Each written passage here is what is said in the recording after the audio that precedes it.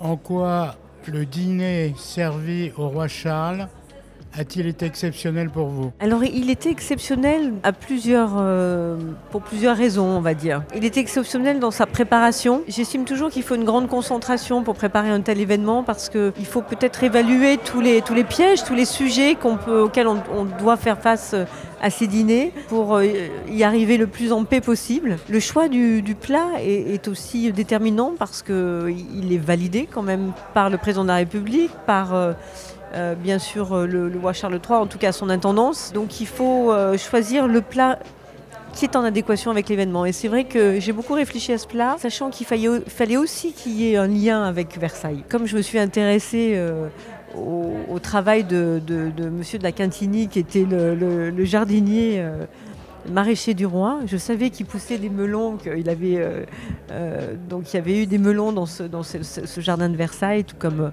voilà, des asperges aussi. Enfin, il y avait quand même le roi de France à l'époque avait cette intention, le roi Louis XIV avait cette volonté d'être aussi précurseur, ne serait-ce que dans ses repas aussi. Donc ça c'est incroyable quand on regarde l'histoire.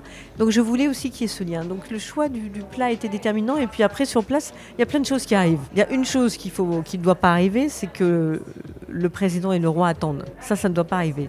Alors il y a eu un peu de retard dans ce dîner, donc il a fallu gérer le retard, mais on l'a géré.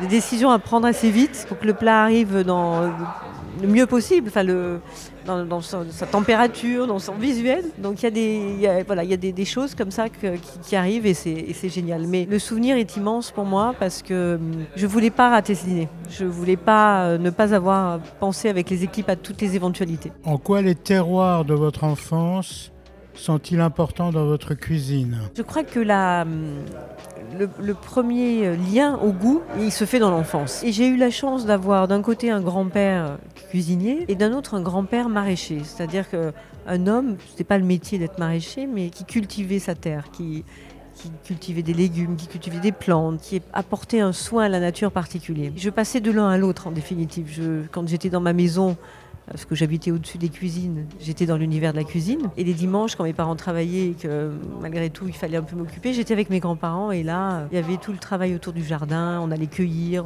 Donc en fait, on allait aux champignons. Donc j'ai été baignée dans ces deux univers et je crois que ça peut pas être mieux en fait.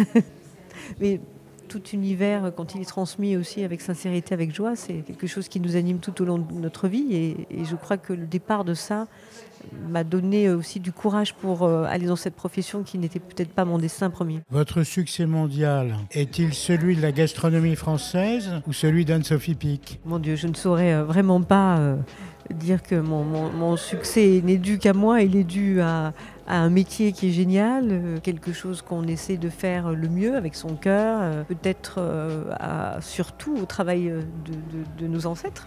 De nos pères. C'est ceux qui ont été les premiers à tracer cette voie-là et nous on fait que continuer ce chemin. Mais bien sûr il faut l'entretenir, rien n'est acquis, tout recommence, tout est à recommencer tout le temps en fait. Donc peut-être contribuer à ce que ça perdure.